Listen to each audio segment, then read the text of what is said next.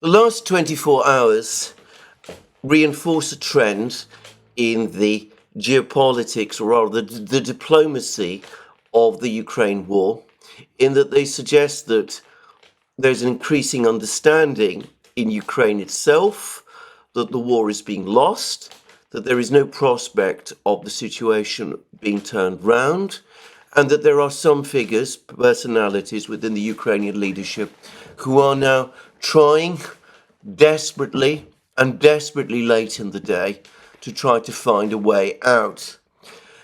The events which are driving these actions by the Ukrainian authorities, which are not, I should say, particularly coherent or consistent, but anyway, the events which are driving these steps are firstly the military situation on the ground, and secondly the political developments, not just in the United States, but across the West, and the increasingly visible failure of the Western military rearmament programs in the West, which are supposed to help Ukraine to turn the situation round, and which the Ukrainians were at one time promised, or perhaps even assured, would deliver them victory. Anyway, with that, let me first of all turn to the situation on the ground, because more than any other factor, this is what is driving the situation on the political situation, the general political situation. It is also, by the way, and it's important to say this, having an effect on the political situation in the United States and in the West. Now, this is going to be strongly denied by many people, but suffice to say this: if the sanctions which had been imposed on Russia in 2022 had been successful, if the Russian economy had indeed collapsed, if President Putin had been forced to step down, or if there had been a military defeat of Russia in Ukraine, if Ukraine's summer 2023 offensive, for example, had succeeded, we would be looking at a completely different political picture today. President Biden would be there as the victorious president who led the United States and the Western alliance into a victory against its most formidable and most historic adversary, Russia, and of course Putin himself. Western governments, the governments of Germany, France, Britain, which had been such staunch supporters of Ukraine and of the Ukraine war, would be in a far stronger political and economic position than they are today. People like Boris Johnson, Rishi Sunak, Emmanuel Macron, Olaf Scholz, and all of the others, not to mention Ursula von der Leyen, they would all be seen as heroes who'd managed to face down the Russian threat, and there would be an atmosphere of buoyancy and confidence across the West. And of course, in Ukraine itself, the mood would be completely different. The recent political events that have taken place in the United States, the rise of Donald Trump, the concerns and hopes that many have that he'll be re-elected president in November, the recent decision by President Biden to step down from his pursuit of the candidacy of the Democratic Party for the election, for the re-election in the presidential election in November. None of those events would have happened, or if they had happened, they would have taken place in a completely different way and in a completely different atmosphere. And of course, around the world, the effect would have been tremendous. In China, in India, in all sorts of other places, there would have been a sense that, again, the United States and the Western powers were firmly in the ascendant. That things have turned out completely otherwise is, of course, the reason why, on the contrary, we are where we are now, and why Ukraine is where it is now.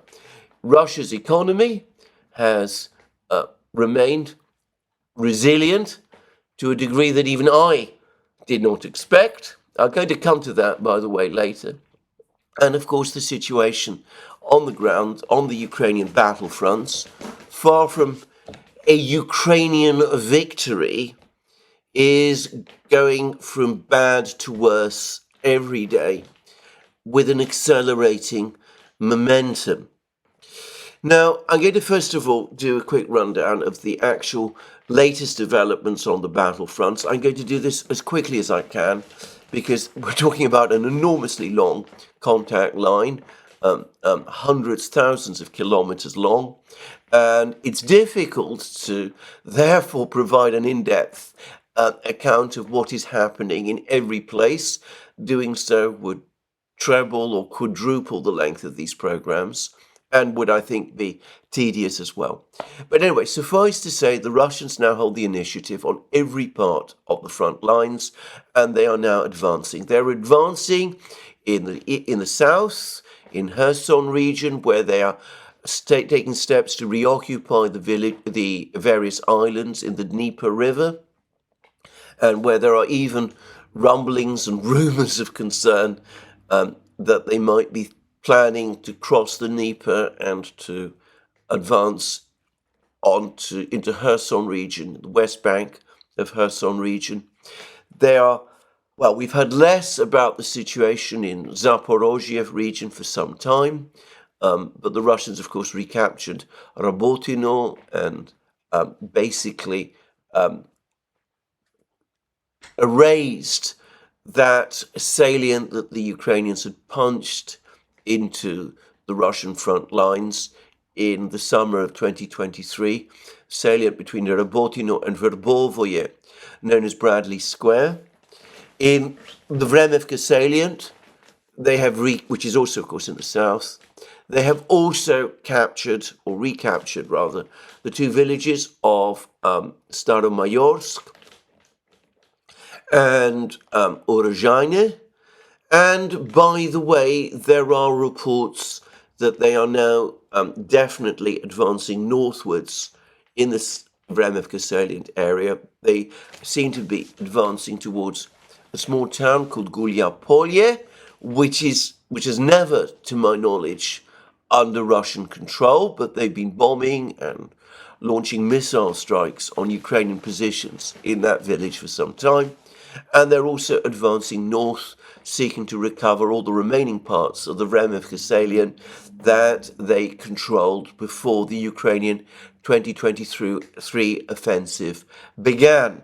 There were also reports yesterday that the Ukrainians have detected a buildup of Russian forces in the Zaporozhye region, around 90,000 troops there, and there are expressions of concern that the Russians might indeed decide at some point to reactivate their forces along these southern front lines, perhaps towards the town of Orekhov, which was the launch point of Ukraine's offensives of the summer of 2023 towards Tokmak and ultimately the Sea of Azov and the Black Sea.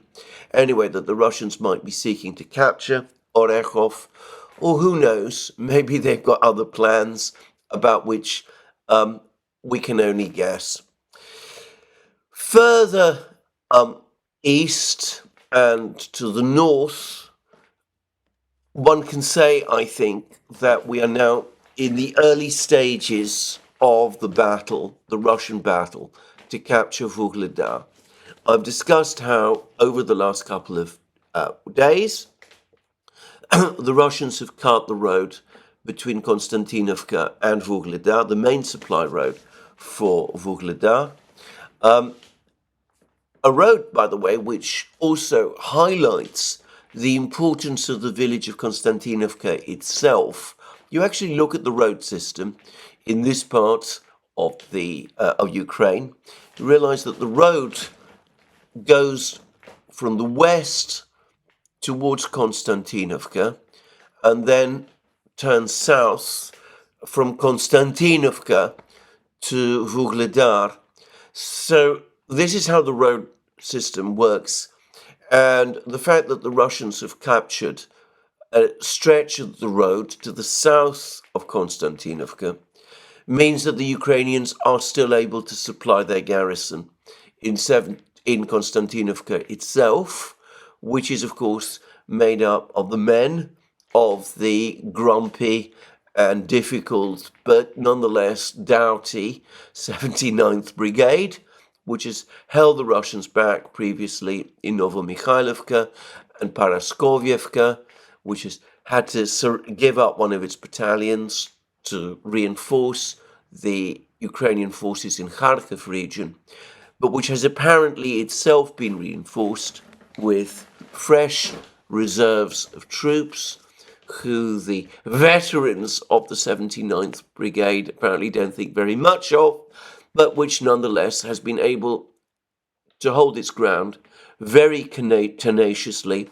and which is still able to hold back the Russians, or at least is managing for the moment to hold back the Russians in Konstantinovka itself.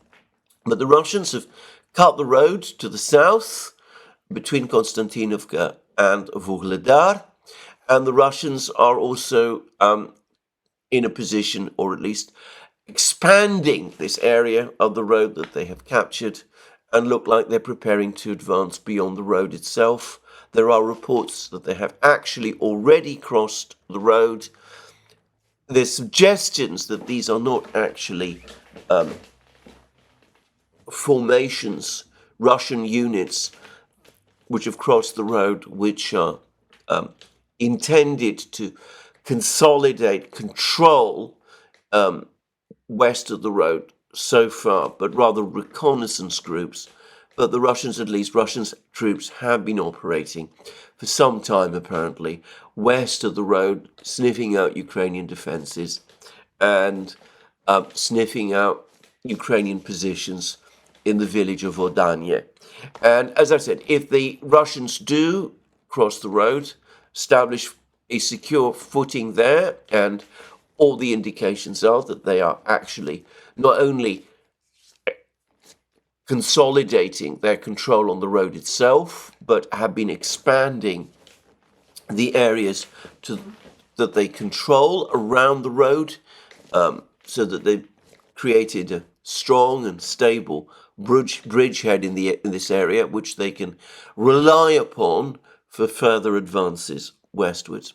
Anyway, once the Russians are able to do that, cross the road, capture Vodanye, capture the other Ukrainian fortified positions, they can move on, cut the next road, which is not a great distance away, and then all the major supply lines to Vuhledar will be cut off. And incidentally, there have also been reports that the Russians have been sending reconnaissance groups closer now to Vuhledar itself, assessing the strength of Ukrainian defenses there. Anyway, that's one thing that's happening in this particular part of the battlefronts, and it's an important part of the battle because, as I've discussed, the fall of Vuhledar will not only simplify Russian logistics, making it possible for the Russians to open more railway lines, to supply more provisions for their troops and other supplies, and civilians in places like Crimea and elsewhere. But it will also, in my opinion, render it all but impossible for the Ukrainians to reconsider more offensives towards the south, towards the Black Sea, and to the Sea of Azov. And it is likely in time to make possible the capture by the Russians of more territory south of the Dnieper River in Zaporozhye and Kherson regions. Anyway, suffice so much for that.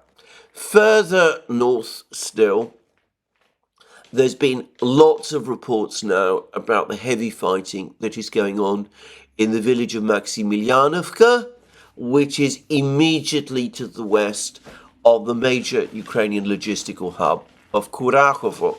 Kurahovo is the major town in this area. It is the place where Ukrainian supplies are concentrated before they're sent to the Ukrainian forces holding the village of Konstantinovka further south, and it's from Kurahovo that the supplies to Vuhledar ultimately also come from. Maximilianovka is captured by the Russians, and the expectation is that it soon will be. The Russians control perhaps half, a third to a half of this village. Then the Russians are not only very close to Kurahovo itself, but they are within confident artillery range, and even, I suspect, mortar range of the various roads that lead from Kurahovo, along which the supplies to Konstantinovka, the village of Konstantinovka, and ultimately to Vuhledar would go. So, again, one can see the sense of crisis for the Ukrainians, which is building up in this area.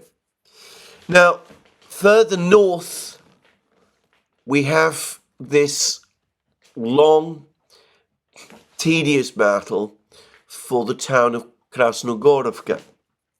The Russians appear to have captured the most important places in Krasnohorivka, by my recollection, around the beginning of May. And then, despite expectations by many people, including myself, that Krasnohorivka would be cleaned up by the Russians very quickly, the fighting seemed to slow down, and the Russians continued to advance, but the advance slowed to a snail's pace.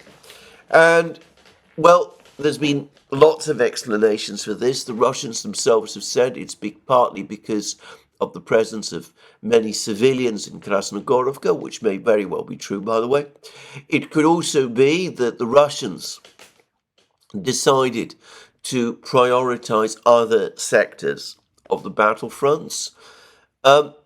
I've also seen it suggested, and this is plausible, that the Russians would not want to capture Krasnohorivka too quickly.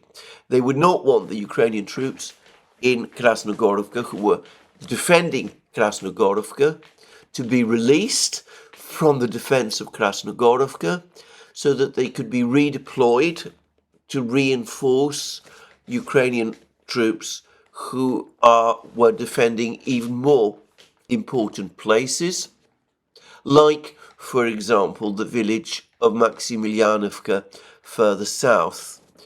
But it also seems to be the case that the Ukrainians have followed their historic pattern throughout this war of reinforcing failure, sending large numbers of men to Krasnohorivka to try to hold back the Russians, despite the fact that it's been obvious for weeks that the village, this town, this important fortified town, is about to fall.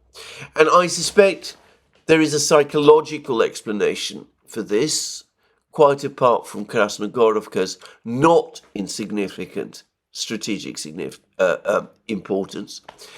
But there is a psychological explanation in that Krasnohorivka is the last important remaining fortified town still under, well, it's no longer fully under Ukrainian control, but amongst the fortified towns that the Ukrainians constructed around Donetsk city.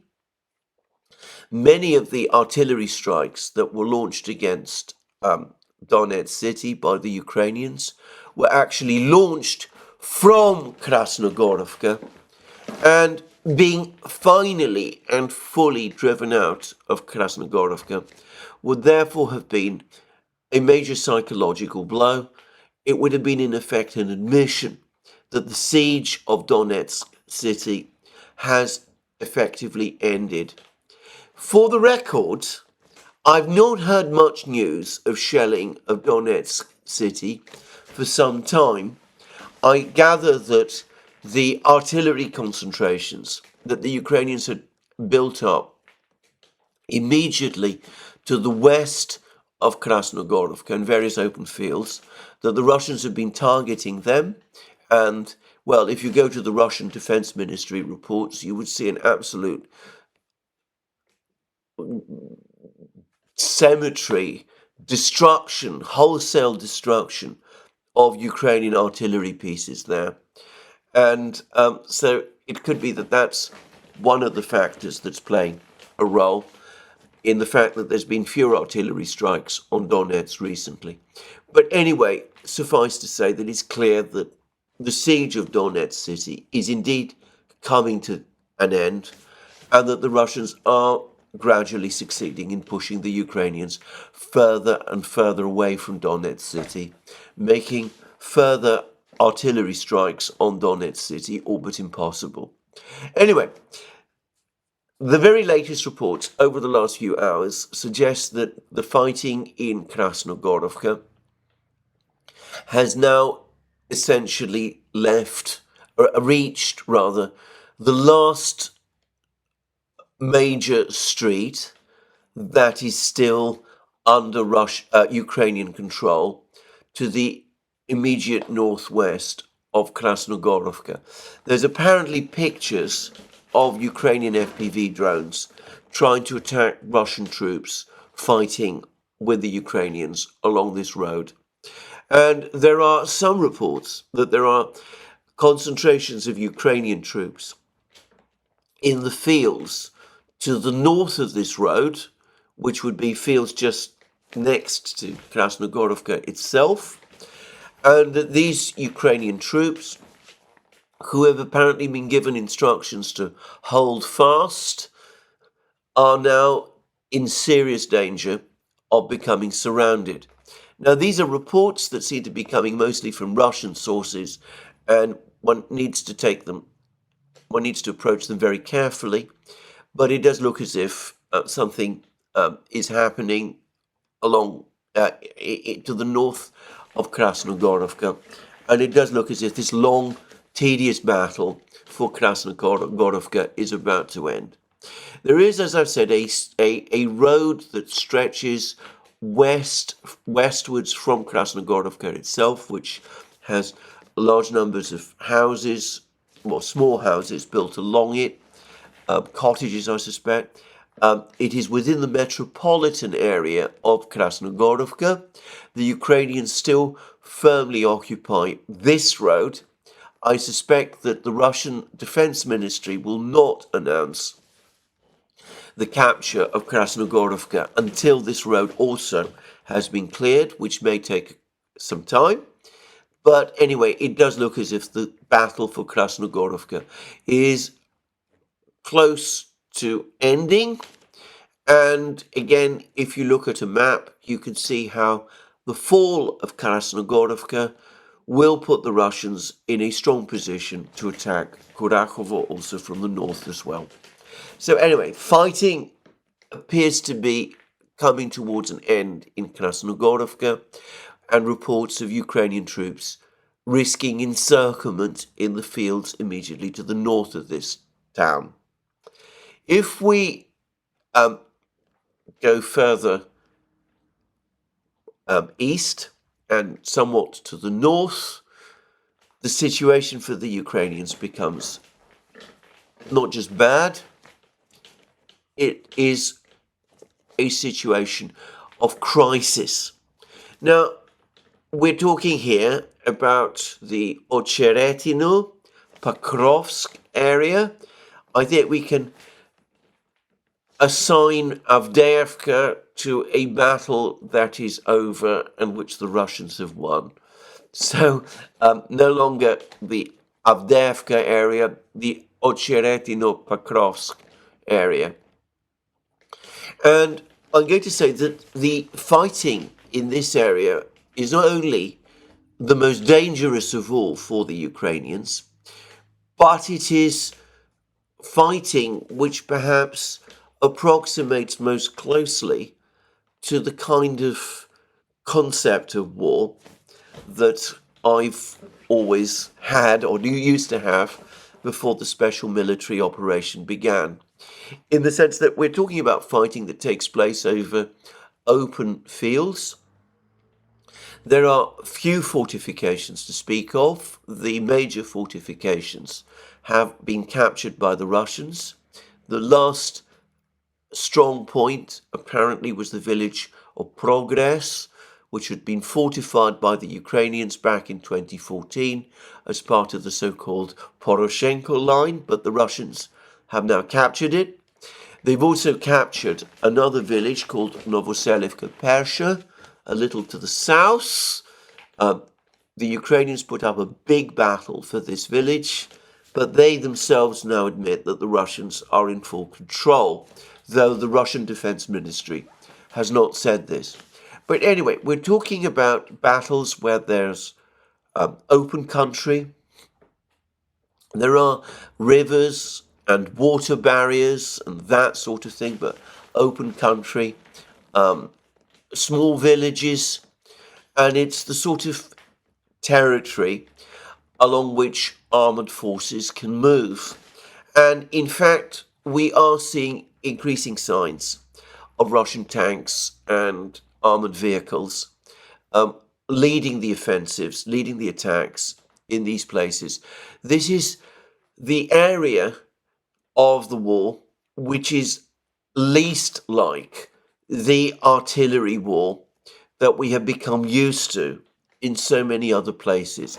It's much more fluid and much more dynamic.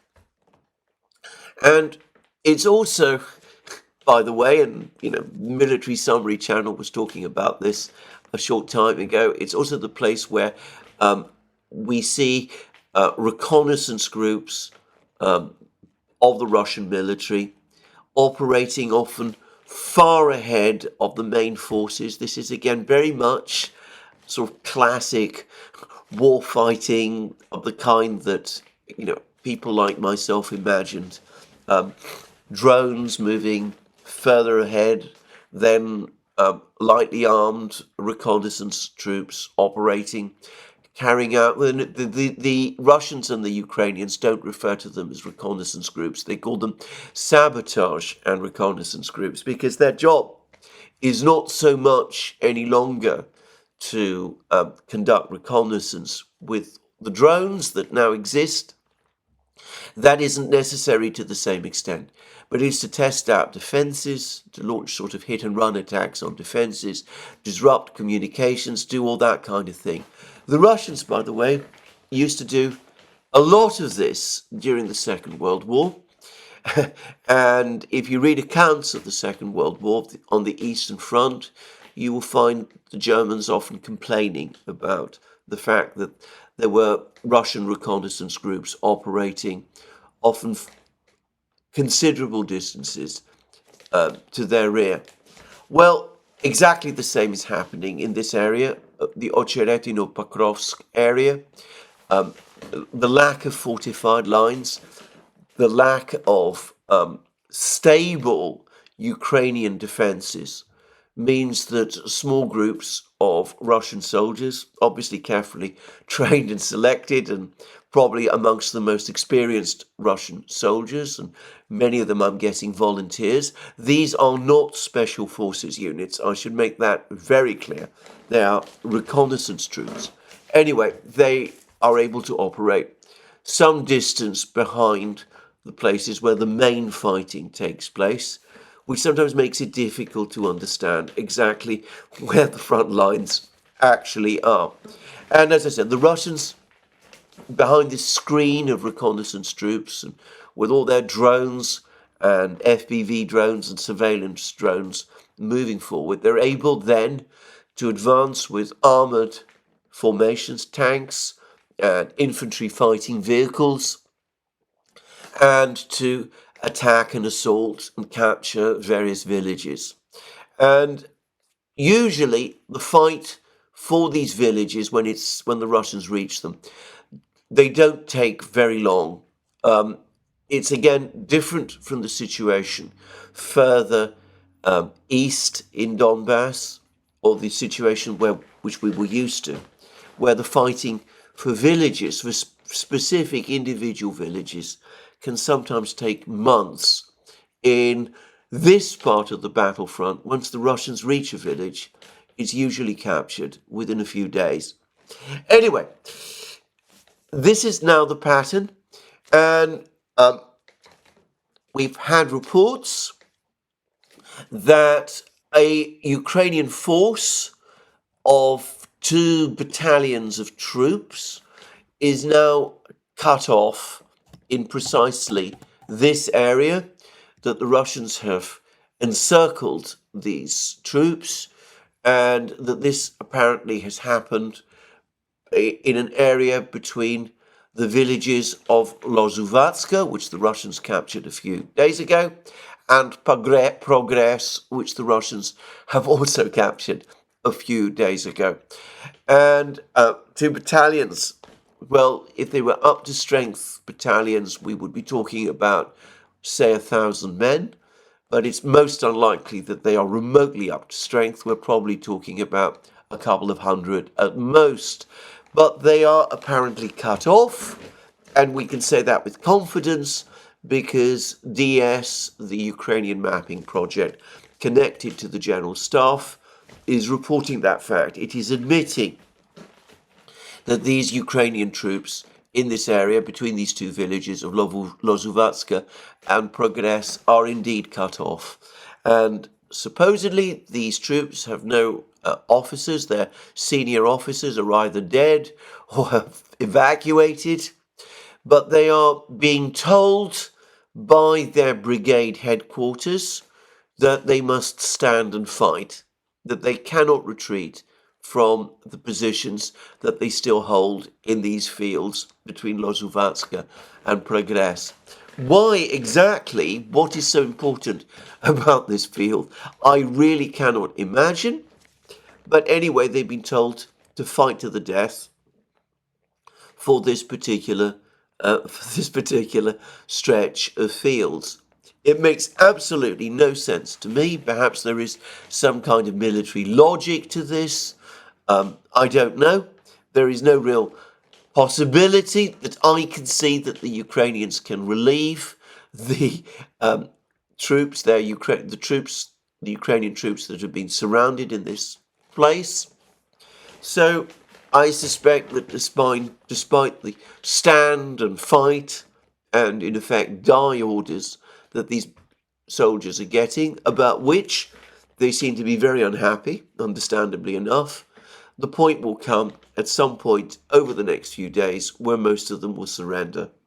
I think we've now reached that point in the war when Ukrainian troops are prepared to give up and surrender en masse. And it's important to say that these are regular Ukrainian army troops from one of the mechanized infantry brigades, so one of the more elite brigades of the Ukrainian army, but probably not the ideologically motivated men that you would probably find in a unit like the Azov Brigade, for example. So anyway, Ukrainian troops surrounded in this area, and it's important to say Lozovatska and Progress have both fallen under Russian control. Reports that the Russians are now advancing to the south of Progress and are in the process of capturing the village of Vovche, which is another one of these villages that I mentioned.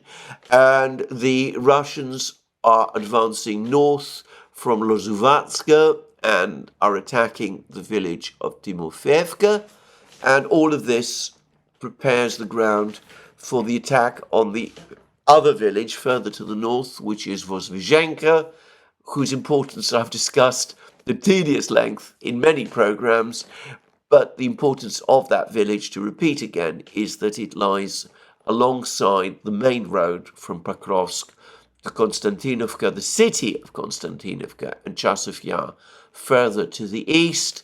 And if the road is cut, supplies to the Ukrainian troops in Toretsk and in Chasiv Yar will start to dwindle, and the Ukrainians will face a logistics crisis over and above all the other many crises that they also face. And the the troops who've been cut off in this area between Progress and Lozovatska, the Ukrainian troops have been cut off in this area and are angrily complaining about this to the people at this Ukrainian mapping project, DS. Anyway, they're also saying that that Russian reconnaissance groups have now moved significantly further westwards and are now operating some distance to the west along a village called Ivanivka. Now, Ivanivka is another one of these villages that brings us ever closer to Pokrovsk itself and to Mirnograd. The next important village after Ivanivka is the village of Grovtika along the main road from Progress to Pokrovsk, to Mirnograd and Pokrovsk. So we can see that the Russians are indeed also sniffing out the Ukrainian defenses closer, ever closer to Mirnograd and to Pokrovsk itself. So this is, I think, the most dynamic area of the battlefronts. As I say, it's the one that approximates most closely to the kind of war as I used to imagine war being fought. The Russians, of course, have complete aerial dominance in this area as well. And there is an ongoing Russian offensive which looks unstoppable. And I said that this is the area where armoured forces are most in evidence, where armoured attacks take place, where tanks operate. The Ukrainians still have some armoured vehicles and some tanks, though they seem to be operating increasingly sporadically, trying to hold back the Russians. And there's been reports that one more Abrams tank was destroyed in this area. I have given up trying to keep count of the number of Abrams tanks that Ukraine has lost.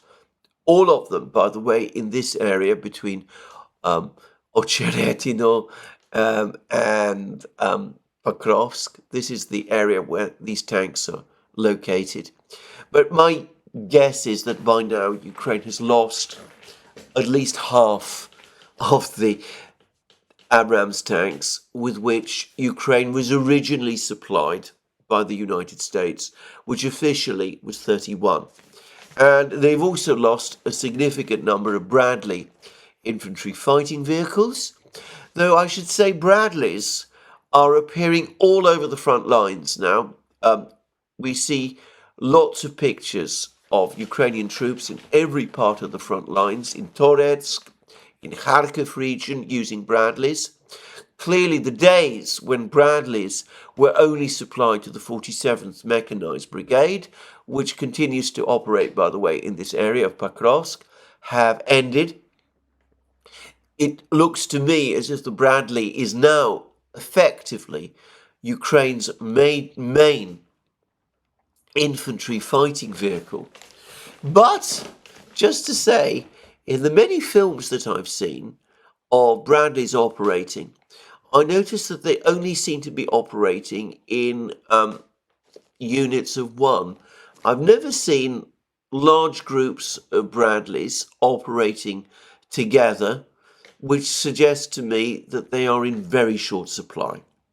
Anyway, suffice for that, we getting more Russian progress towards Pokrovsk and confirmation from the Ukrainians themselves that two of their battalions, several hundred men in other words, between Lozovatska and Progress, are now in effect surrounded by the Russians.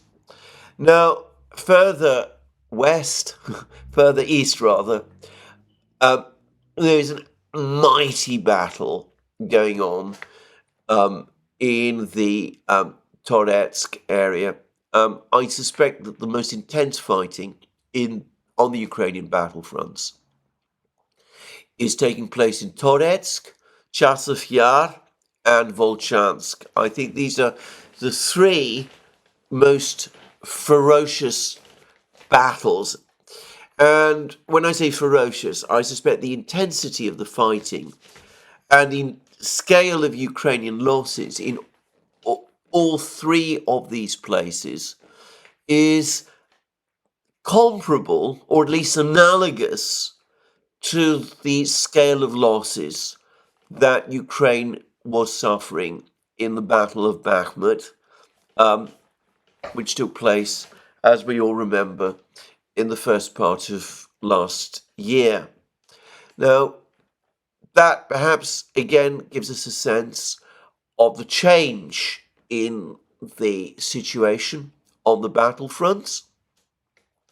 In 2023, in the first part of 2023, Ukraine was contending with one great battle, the Battle of Bakhmut, where it had overinvested forces and resources and was experiencing terrible losses.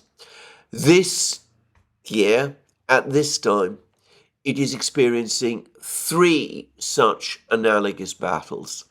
And we have never experienced anything like that over this conflict before.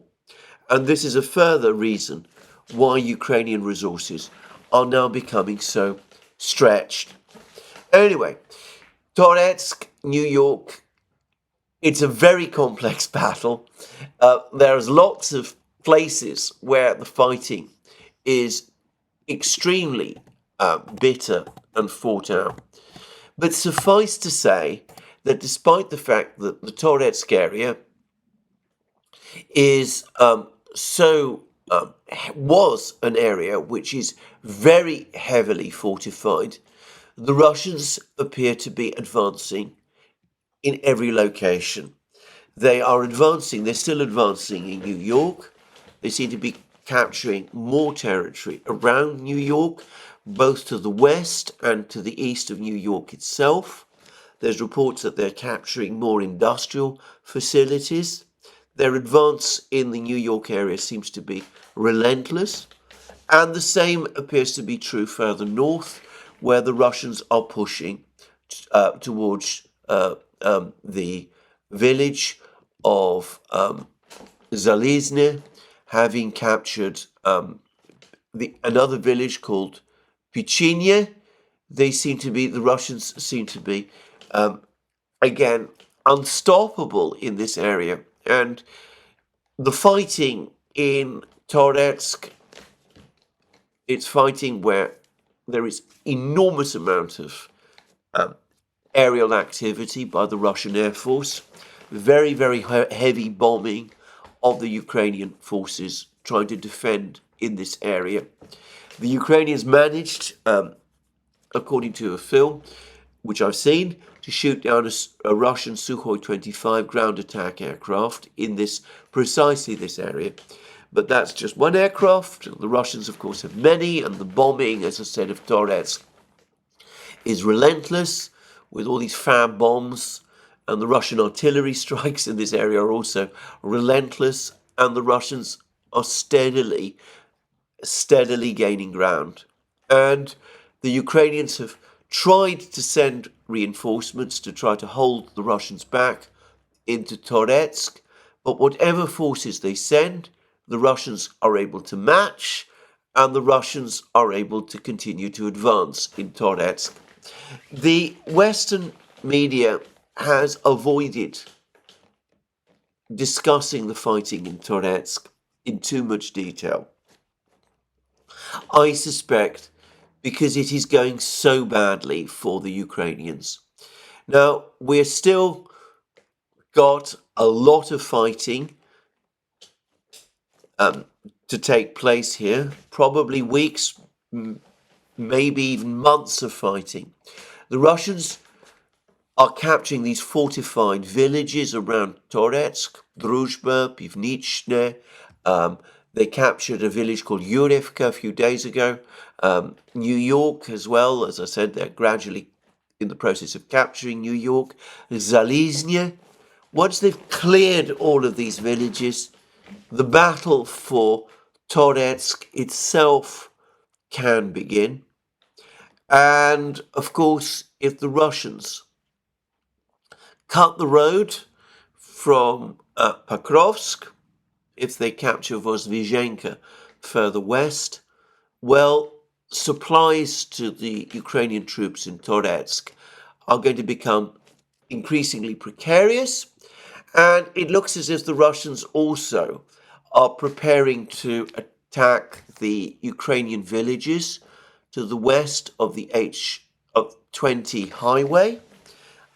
I remember when the Russians, during the Ocheretina operation, captured places like Arkhangelskoye and Keramik and places like that. There was widespread expectations that the Russians would veer eastward and cut the road and would clear these various villages, Alexandropil and others. But instead, and very interestingly, instead of attacking these villages from the west, the Russians are actually in the process of attacking them from the east, from the New York area itself, where it's clear that they've gathered significant forces.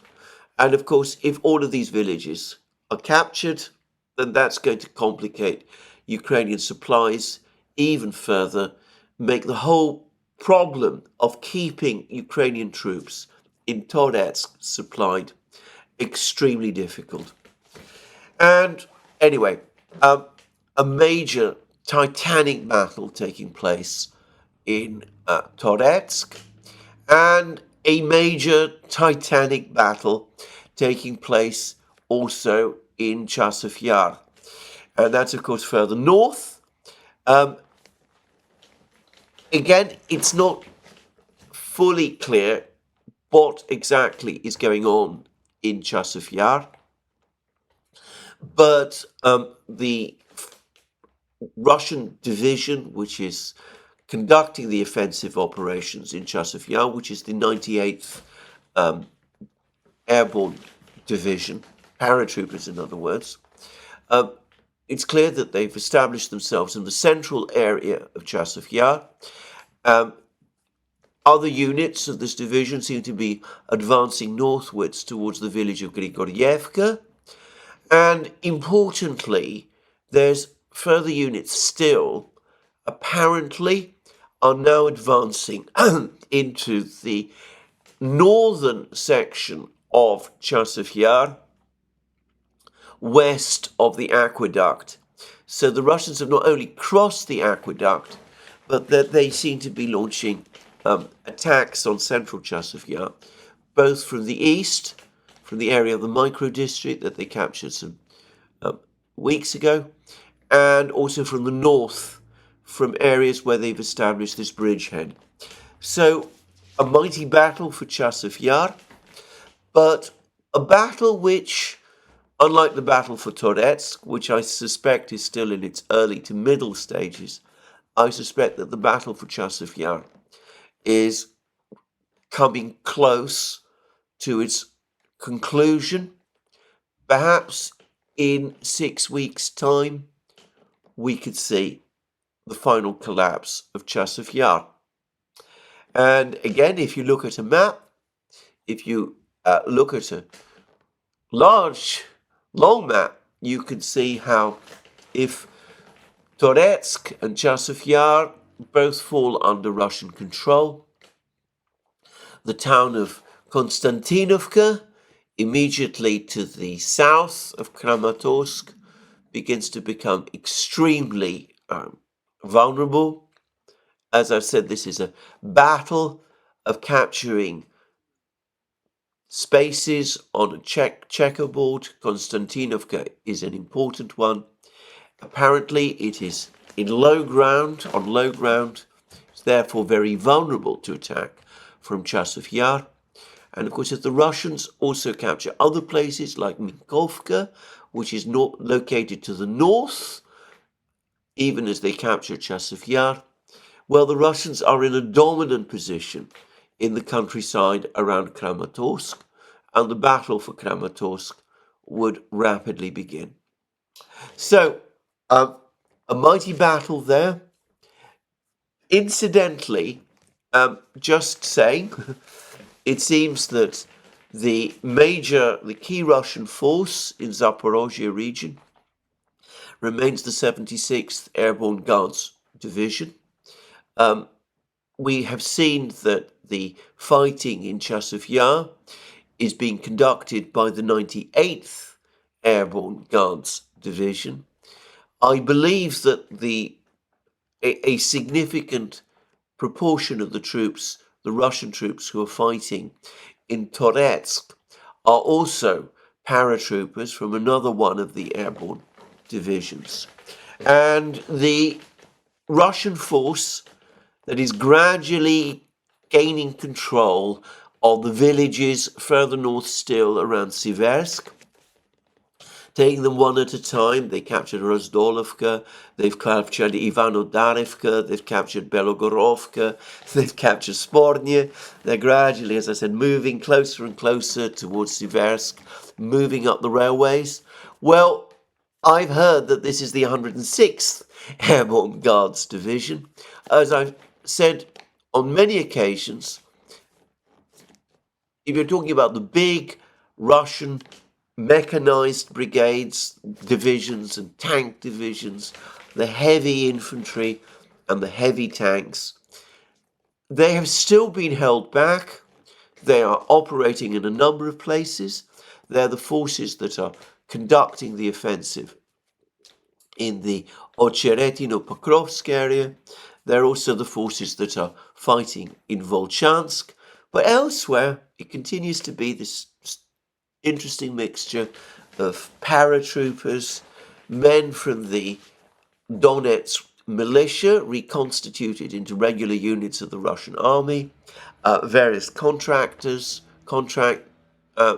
units, and lastly the Chechen forces that are conducting for the Russians the bulk of the fighting in this war, a fact which Westerners seem unable to understand. Anyway, further north still, the Russians appear to have been making very significant progress in the Kupyansk area. They have captured Mercouris on the east bank of the Zherebets River. There are reports that they're now attacking in Sinkovka, and they're attacking other villages. They're clearing other villages to the south of Kupyansk as they appear to be consolidating their positions along the Zherebets and Oskol rivers. And everyone now expects that at some point within the next, say, 6 weeks, a major attack on Kupyansk will take place. And when that happens, of course, that will also be a further crisis for the Ukrainians. Lastly, another mighty battle is taking place in Volchansk. Very complex battle. My sense is that the Russians have now captured most, if not all, of the high-rise building area in the north of Volchansk. They've established a significant and stable bridgehead south of the Volcha River within Volchansk itself. They have also established a bridgehead, or perhaps more than one bridgehead, east of the Severodonetsk River, making it possible potentially to conduct an outflanking operation of the Ukrainians in Volchansk. The Ukrainians themselves are, however, trying to resist the Russians to the extent that they can. They've conducted some kind of a counterattack towards a village called Staritsa, which looks like it's an attempt to disrupt this Russian attack towards the this outflanking attack towards the roads that provide the supply lines to Volchansk, the Ukrainian supply lines to Volchansk. I think it most unlikely that this counterattack will succeed. The Ukrainian counterattacks near the village of Litsky, the attempts to capture the village of Glubovaka have completely failed, apparently the Russians have, after inflicting terrible losses on the Ukrainians, have now fully recaptured all of these villages. So the sense that one is getting is of a gathering sense of crisis and of a growing sense of collapse. And this of Ukrainian defenses, and the Ukrainians running down, finding it more and more difficult to resist the pressure that is coming at them in multiple directions, all at the same time. The last, by the way, as I've since discovered, is regular Russian military practice, going all the way back to an offensive launched by a Russian general called Brusilov during the First World War. The Russians don't conduct Western-style offensives in narrow locations with large numbers of troops thrown against enemy positions in one small concentrated area of the front line. They've long since come to the view that if that happens, that will simply provide the defender an opportunity to block the advance by redeploying reserves and troops from other parts, quieter parts of the front line. What the Russians instead do is that they apply pressure, constant pressure, every day, all the time, on every part of the front line, the enemy front line, causing the enemy front line eventually to break down and collapse.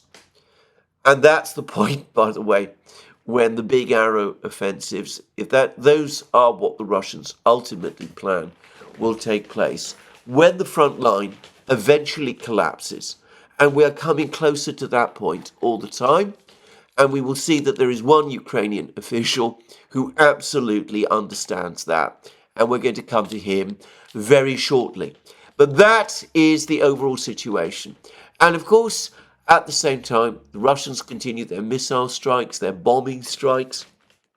There's been a whole cascade of articles and programs now about the effectiveness of the Fab bombs, including, by the way, the effectiveness of the Fab 3000 bombs, the devastating effect that these are having on the Ukrainians. The Russian Air Force is now very active all across the front lines, and the Russian missile forces are very, very active now, striking positions everywhere across Ukraine.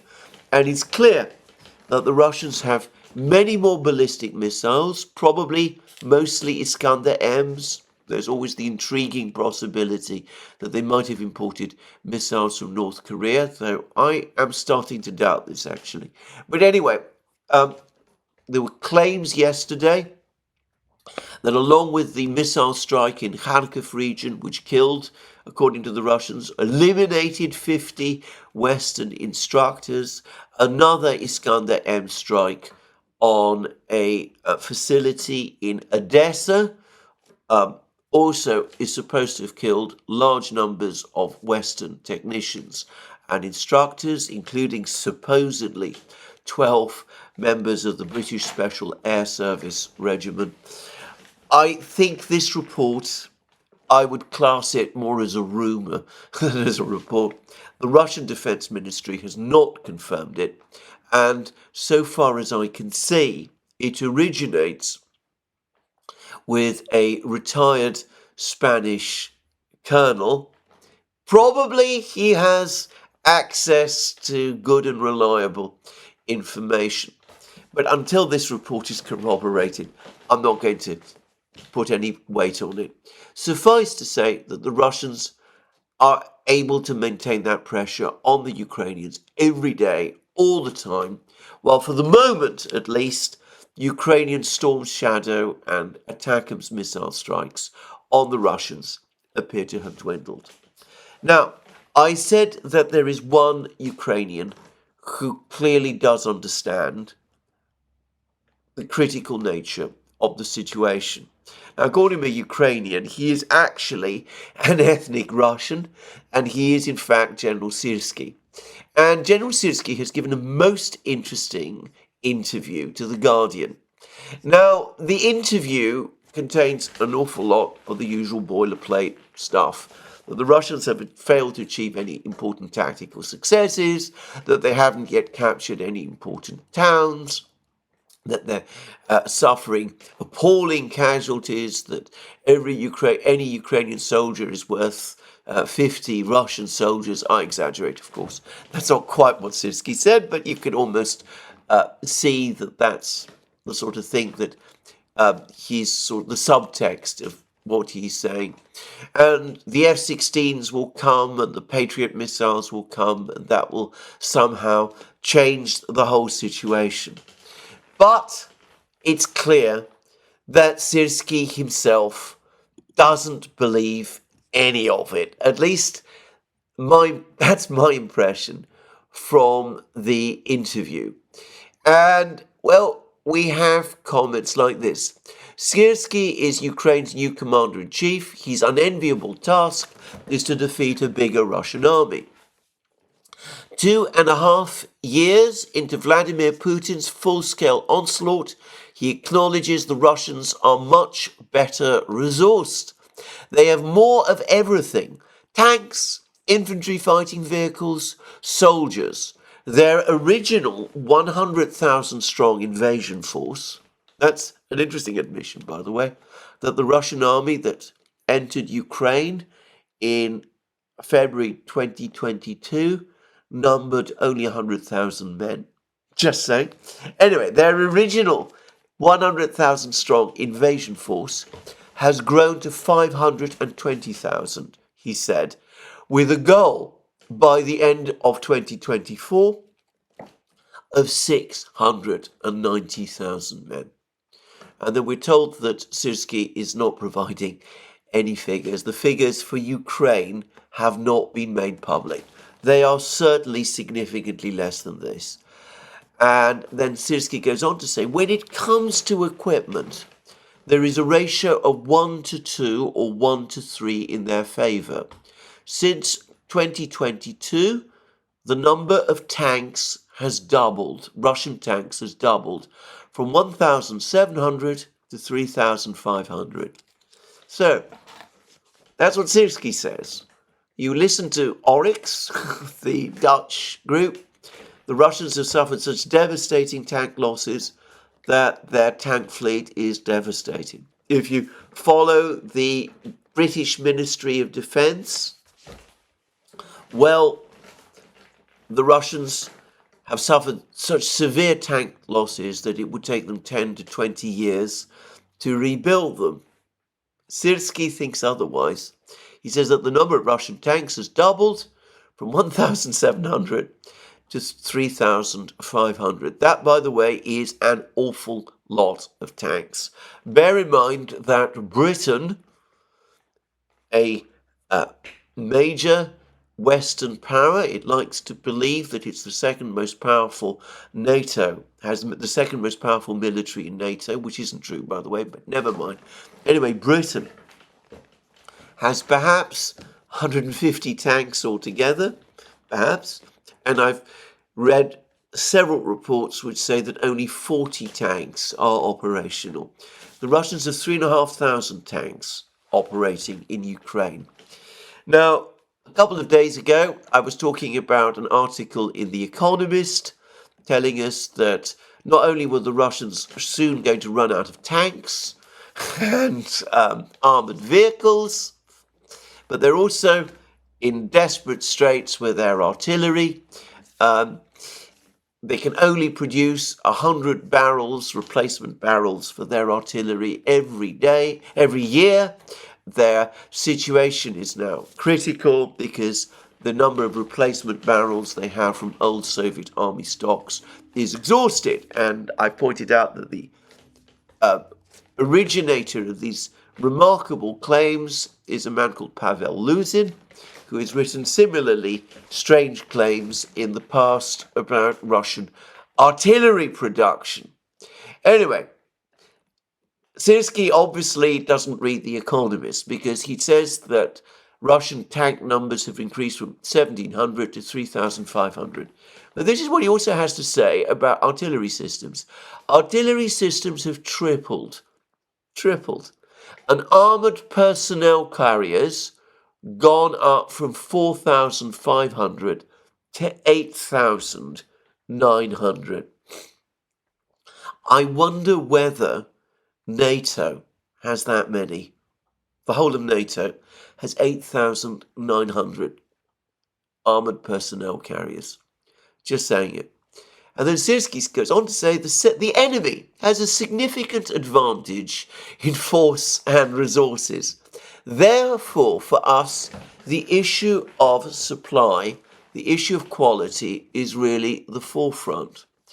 And The Guardian then goes on to say, it is this man and machine superiority that explains recent events on the battlefield. Since last autumn, in other words, since the failure of Ukraine's 2023 offensive, which The Guardian, by the way, doesn't mention, Ukraine's armed forces have been going backwards. One of the first acts which Syrsky made when he got his job in February 24 was to order the withdrawal of his troops from Avdiivka. The retreat coincided with a 6-month gap in the US supply of weapons. Well, I discussed how Reuters has recently admitted with respect to artillery shells that this 6-month gap in funding for weapons because of the refusal by the Republicans in Congress to authorize the $61 billion appropriation, that gap really did not have any great significance. And then The Guardian goes on to say more has recently arrived. Well, it doesn't seem to be making much difference because the Russians, however, are still seizing fields and villages in eastern Donbass using airdrop bombs to blast a path forward. They have gobbled up territory northwest of Avdiivka towards the garrison town of Pokrovsk and besieged the hilltop settlement of Chasiv Yar. In May, Russian forces opened a new front in Kharkiv region, storming the city of Volchansk. So we can, as I said, disregard the boilerplate in the article. The figures for Russian forces that Syrsky is giving us, if they are true, and he might be exaggerating, but he probably isn't, are overwhelming, and he knows it. And this is why the Ukrainians are being ground down. He doesn't talk about drones, incidentally, but I've been reading recently that Russian drones are now starting to outnumber, are massively outnumbering Ukrainian drones, and that the ability of Russian drones, drones is becoming more effective, even as the capabilities of Ukrainian drones are declining because of the effectiveness of Russian electronic jamming, electronic warfare systems. And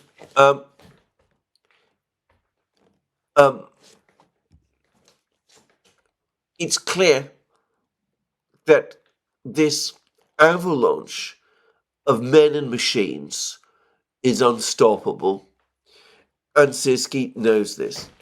Of course, a couple of days ago, Mariana Bezuglaya, the Ukrainian MP, was telling everybody that Syrsky has been advising Zelensky that the game is up and that Ukraine needs to surrender. And if we look at these numbers that he's giving to The Guardian, you can start to see why. Now, before I come to Zelensky's response, it's worth saying a few things about an email that I've received from an extremely authoritative source, a person who has provided me with invaluable information in the past about Western and Russian defense procurement, and also who has provided me with a great deal of insight into both Western and Russian plans. I don't want to say more about him, except again to express my very strong debt to this person who has provided me with this information. Anyway, he has provided not just his own comments, but a systematic and thorough demolition of that Economist article about tank availability in Russia and about artillery production and shell production and replacement of barrels. And he made a number of interesting points. He said that not only are the Russians able to retrieve around 70% of their tank losses, but that 90% of these tanks can be repaired very quickly because the damage done to a tank by an FPV drone is usually fairly superficial, and in many cases it can be repaired in a maintenance shop, not even needing factory work, can be repaired over the course of a single day. And the Russians have technicians who can do that. They're clearly not going to suffer any tank shortages. But he's also told me interesting things about the situation with artillery. First of all, he says that the Russians have heaps of forges, not just one single Austrian forge, as Mr. Luzin is telling The Economist. They've got lots of them, mostly forges that were imported or built inside Russia just to support the oil and gas industry, which needs forges similar to the kind of forges that are used to make gun barrels, to make pipes for the oil and gas industry. And according to this person, the work to keep the Russian military supplied with artillery barrels is performed by Techmarsh, which is a subdivision of the giant Rostec conglomerate, and that the Russians are producing around 10,500 artillery barrels every year, not the 100 barrels that The Economist was saying. And the interesting thing about this email is that I was provided with a whole series of links, and I found this one, which is in the Russian version of TASS. This particular article has never been translated by TASS into English, but anyway, this is a article that appeared in the Russian part of TASS in November of 2023, so it's now out of date. It's probably only describing a situation which used to exist. Probably production numbers have increased significantly since then. But we learn that the production of pretty much every artillery piece has been increased. And it then goes on to say that Russia continues to increase the production of artillery, ammunition and rockets. Since the beginning of 2023, enterprises of the Rostec Corporation have produced 20 times more shells than a year earlier, and production of certain types has increased 50 times. This is consistent with Russia producing or being in line to produce 4.5 million shells this year, just saying. And that the production volumes of artillery units are also increasing. 5 new workshops have been built for these purposes at the Tula Research and Production Association, Splav, of the Techmash division of Rostec. And then there's a interview with a Russian industry figure, Mr. Ozdoyev, and he says, we have consolidated all our factories producing barrels and ammunition for them as part of Techmash. We have transferred 4 assets of UVZ. This is a major industrial concern. Plant number 9, plant to Burevestnik, Ural Transmash, and Tsinim. They're all now producing barrels and other things. That is, one structure will be engaged in both guns and rounds for them, as well as repair and maintenance of artillery systems. As a result, we will speed up a number of research and development projects and increase the supply of artillery to the troops. So this, to my mind, open source piece largely corroborates what this person was saying. A person who privately contacted me. I mean, I cannot corroborate his figure that the Russians are producing 10,500 artillery barrels a year, but I think that's far more likely to be the true number rather than the 100 barrels that Mr. Luzin was talking about. Anyway, I ought to say that even as Syrsky is giving us these catastrophic numbers, the degree of self-delusion that some people still have in the West remains astonishing.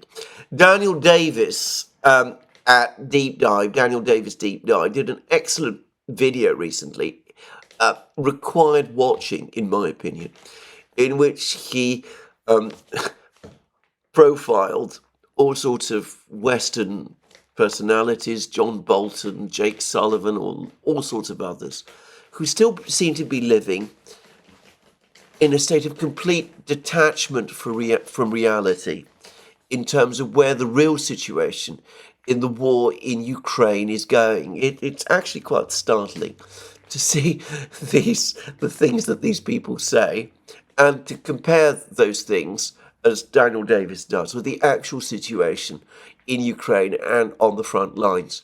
We had another example of this, by the way, this complete detachment from reality, also in The Guardian today, and that is that a group of finance ministers from the EU, to be precise, the finance ministers of Sweden, Denmark, Estonia, Finland, Latvia, Lithuania, the Netherlands and Poland, are insisting to us that in fact the sanctions are working after all. It's all lies and untrue that the Russian economy is going through an investment and growth surge.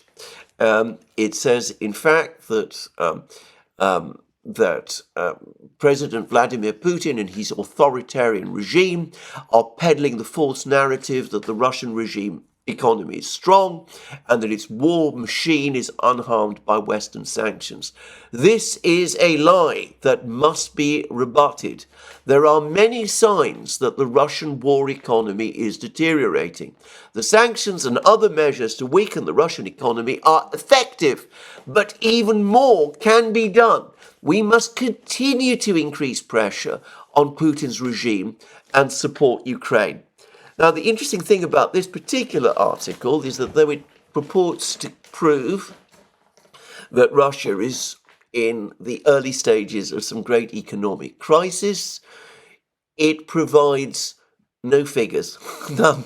Not a single statistic about anything is actually provided, which tells us about the real situation in the Russian economy, which is rather strange. And nonetheless, it makes certain sweeping claims. It says that the tight labour market has put upward pressure on wages, which is certainly true, while the weaker ruble increases import prices and is contributing to increasingly higher inflation, except, of course, that the ruble over the last couple of weeks has actually strengthened. But anyway, let's not get into that detail. But then we're told that the economy is becoming Sovietized, that many of the hallmarks are there, far-reaching market controls, heavy public spending financed by expropriation of private assets. I'm not aware, by the way, of expropriation of Russian private assets. Western assets, yes, but Russian private assets. A reorientation of the economy towards the war industry. A total disregard for social and economic well-being of the population. Of that, the last, there is really no evidence whatsoever, none at all. And the article even claims that were it not for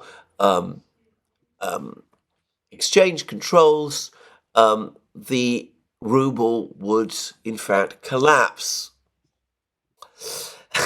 Now, it's again astonishing to read all of this because, well, compare that with the production numbers that Syrsky has just given us, the actual figures of Russian forces in the battlefronts, the 3,500 tanks, 8,900 infantry fighting armored vehicles, the huge increase in artillery forces, the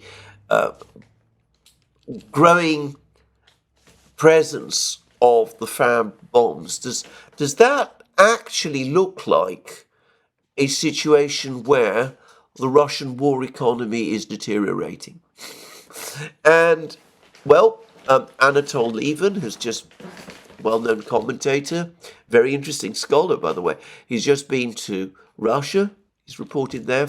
He's given an interesting report of his experiences there for responsible statecraft. He said that he found the situation in Moscow and St. Petersburg calm. He didn't see any major disruptions and problems within the economic situation. My colleague and friend, Alex Christoforou, has also been on a brief visit to Moscow. He too tells me the same thing. Others have said the same thing also. And not just in Moscow, but in all sorts of places around Russia, that far from the economy being in any kind of crisis, it is in fact in a major upswing, experiencing a major upswing. And the article, the letter from these finance ministers, note, by the way, that no finance minister of any of the big economies, Germany, France, Britain, Italy, Spain, the United States, have signed this letter. None of these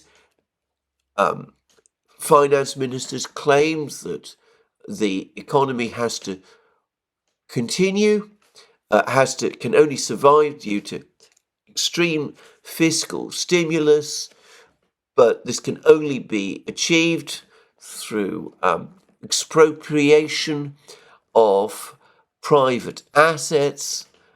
They talk about increasing Putin will have to use monetary financing, in other words, printing money, adding more fuel to inflation, further depleting Russian cash reserves. Why would he resort to monetary financing when the Russian budget is running a deficit of just around 0.5% of GDP?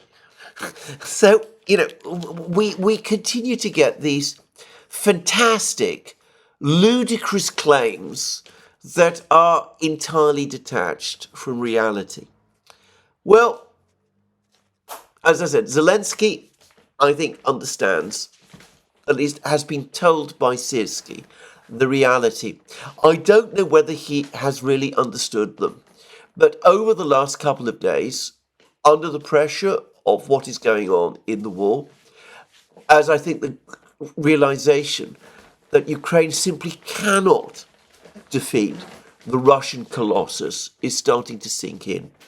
As Ukrainian resistance cracks along the contact line, and with the looming prospect of Donald Trump hovering in the background, he's now starting finally, and far too late in the day, to talk peace. So he's met the Vatican's Secretary of State in Kiev. He's told the Vatican Secretary of State that Ukraine needs peace as soon as possible. He's talked about Russia being invited to the next peace conference that he's trying to convene. He's, most importantly, he sent his foreign minister, Dmytro Kuleba, very incompetent foreign minister, by the way, to Beijing, where Kuleba has met with Wang Yi, China's foreign minister, and according to Chinese media reports, Kuleba has told Wang Yi that Ukraine is ready to talk. Now, this is what the Ukrainians are saying. At the moment, they're prepared to initiate negotiations. The Russians remain totally skeptical. Peskov, Putin's spokesman, has said if the Ukrainians really are interested in talking, then why don't they just cancel the law that Zelensky himself passed back in 2022, which prohibits the Ukrainians from entering negotiations whilst Vladimir Putin is president of Russia. There is no talk so far of Ukraine cancelling that law. And of course, the Russians have already made it clear that they're not sure that Zelensky is anyway someone who they can negotiate with. They've tried to negotiate with him before, and it didn't succeed, and they are doubtful about his constitutional status. His right to conduct negotiations on behalf of Ukraine, given that so far as they understand the Ukrainian constitution, since he has not sought re-election, he is not Ukraine's legitimate president. Anyway, let's put all that to one side. Are these Ukrainian offers of negotiation serious? To me, I have to say this, they are clear signs of desperation. I don't think Zelensky or the leadership in Kiev have any genuine belief in a negotiated settlement with Russia. I think that the current government in Kiev, and the political forces that sustain it are incapable of abandoning the maximalist objectives that they have been pursuing ever since the Maidan movement came to power in Ukraine in February 2014, which is of a homogeneous monocultural Ukraine within Ukraine's 1991 borders, and ultimately with a Russia further east that is dismembered and dismantled. I think this remains for them something that they will never give up on, even if they understand that it is unachievable. But I think they also are having to heed the advice that they're getting from Syrsky and from the other people in the military. And I think they're also gradually coming to understand that the West is never going to be able to supply Ukraine with anything like the kind of military resources that can withstand this Russian avalanche that is heading their way. So they're reaching out to whoever they think might be prepared to listen to them. They've contacted the Vatican. The Cardinal Secretary of State apparently told them that Zelensky's peace plan is unachievable and needs to be abandoned. That's the one that demands capitulation by Russia. Whether the Ukrainians are prepared to listen to that, I have no idea. And they've sent Kuleba to Beijing to try to get the Chinese, I suspect, to set up some kind of negotiating formula, which the Ukrainians then hope that they can transfer into a ceasefire to basically stem this Russian advance. Because they understand that there is no other way that they can. That on the contrary, when the Russians have 690,000 troops on the battlefronts, 7 times more than the number they started with in February 2022, Ukraine will never be able to match that. There are reports that already mobilization is creating terrible problems in the Ukrainian economy, what's left of it, and equipment, supplies from the West are not coming in the quantity needed, and the Russians are just getting stronger all the time. So they cannot be stopped on the battlefield. I think Ukraine is now trying to stop them through negotiations. It's the same tactic that Ukraine used with the Minsk agreements of September 2014 and February 2015, and I think that they're going to try, that this is what they're trying again, with a different set of mediators this time. I don't think that the Russians will agree. The Russians have said that even if negotiations begin, they are not going to agree to a ceasefire. They're not going to agree to a ceasefire unless the Ukrainians pull out completely from the 4 regions, the 4 oblasts. Well, we will see what is happening. But this is a key moment. It is the moment when Ukraine realizes that it has lost the war. Even the political leadership in Kiev, disconnected from reality as they are, now understand that the war is lost and that there is no means any longer to defeat the Russians on the battlefronts, and that they have to therefore start thinking in a political way. Well, I'm going to finish this program here. More from me soon. Let me remind you again that you can find all our programs on our various platforms, Locals, Rumble and X. You can support our work via Patreon and Subscribestar, links under this video. And don't forget to check out our shop and find yourself the amazing things there. Magic mugs, hats, hoodies, shirts, polo shirts, like the one I'm wearing now, and all the rest. Last but not least, if you've liked this video, please remember to tick the like button and to check your subscription to this platform, to this channel rather. Thank you again. More from me soon. Have a very good day.